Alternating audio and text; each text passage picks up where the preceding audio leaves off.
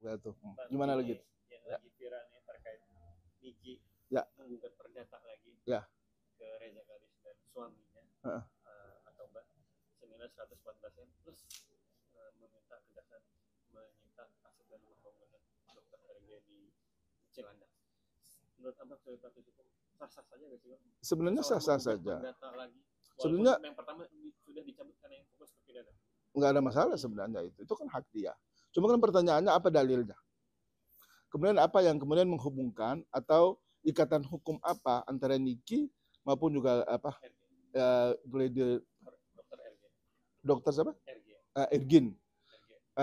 RG ya, RG lah. Supaya kemudian ada hubungan hukum itulah kemudian mungkin di antara mereka atau salah satunya Wan Prestasi atau apalah kemudian itu digugat di pengadilan.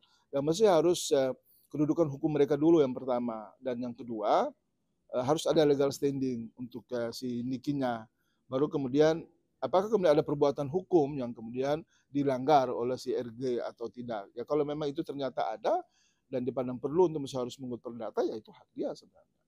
Tapi dengan nilai 100 M karena dia merasa Niki selama hampir 8 bulan tidak bisa mencari nafkah dan juga kredibilitas dia hancur, nama dia hancur. Ya. Sah-sah saja meminta 100 M, 1 T atau berapa?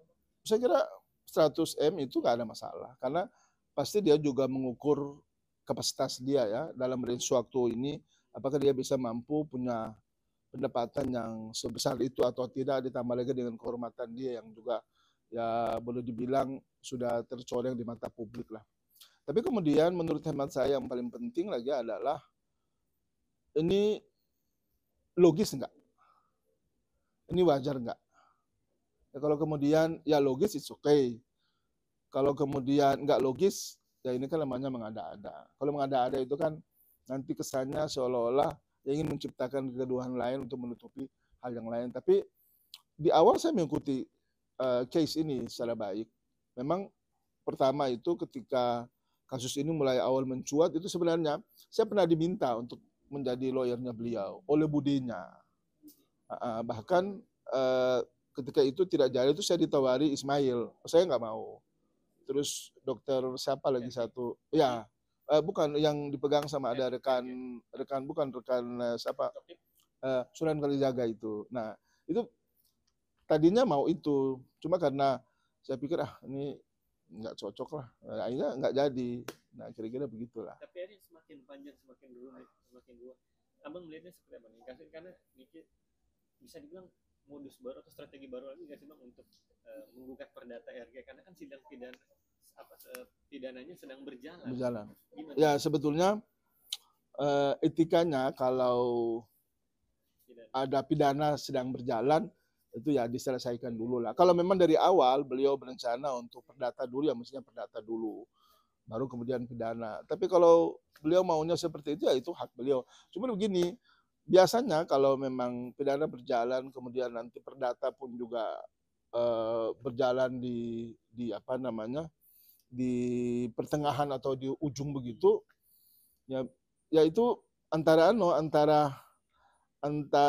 beliau nanti bisa bahagia senang ataukah bisa buntung kalau hitungannya juga nggak bagus ya walaupun memang perdata ya tidak begitu memberikan konsekuensi pidana kepada dia karena memang itu dia perdata ya tapi kan dari sisi Mbak Niki sendiri yang selama ini juga dikenal orangnya fair juga sebenarnya ya itu juga sebetulnya nanti justru publik akan menilai Mbak Niki jadinya gimana gitu nggak bagus lah seolah-olah menutupi dan membuat perdata supaya seolah-olah di pidana ini dia seperti ya apa atau ada keringanan atau sebagainya ataukah ingin membuat balancing antara pidana dan perdata kemudian ada negosiasi di situ atau ada perdamaian ya itu cumanya mereka sama Tuhan ya saya tahu lah tapi minimal saya mencoba untuk memberikan sebuah ilustrasi bahwa bila mana beliau mengambil langkah-langkah itu maka yang mesti dihitung baik-baik lah terus memang lawyernya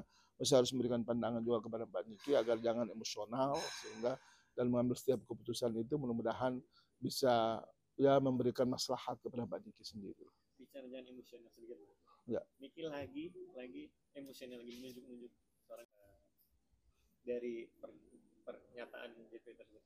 kan seharusnya seorang terdakwa itu bersikap baik di dalam Ya, persidangan, apalagi di uh, hakim sebagai ya korban dan juga di dia hadapan gimana hakim. itu bisa memberatkan ya Ya kalau bisa, itu bisa memberatkan. Sebenarnya Mbak Niki kalau dalam situasi begini yang menunjukkan sikap yang baik, yang sopan, apalagi dalam persidangan di hadapan majelis, ya kita ini kan semua manusia, majelis juga manusia, jaksa juga manusia, dan tentu di fase tertentu mereka pasti mempertimbangkan lah, karena Mbak Niki seorang ibu rumah tangga, single parent, kemudian membesarkan anaknya dengan begitu susah payah, kemudian dengan menunjukkan sikap yang baik, yang santun, yang sopan, itu tentu menjadi bagian dari pertimbangan majelis. Itu biasanya itu majelis akan ya memberikan hukuman yang ringan lah untuk itu. Tapi kalau ada arogansi yang kemudian dimunculkan di persidangan seperti itu kan majelis, apalagi ya mohon maaf sekali lagi. Dia kan udah dikenal, sudah suka keluar masuk persidangan lah. Dalam situasi seperti ini kan tidak menguntungkan. Ya saran saya kepada Mbak Niki, ya banyak berdoa, banyak istighfar, fokus saja lah untuk case yang pidana ini dengan tetap menjaga marwah sebagai seorang perempuan, sebagai seorang aktor, aktris yang selama ini ya boleh dibilang berada di papan atas lah. Nah itu dijagalah itu marwahnya, walaupun juga dalam situasi ini tentu ada pandangan miring juga, seolah beliau terpuruk. Tapi kan kita nggak tahu bahwa hidup ini ke depan seperti apa. Siapa tahu Allah akan memberikan rahmat yang lebih baik lagi, yang lebih mulia kepada makni kita. Ya kita doakan aja lah, mudah-mudahan semua itu berjalan baik.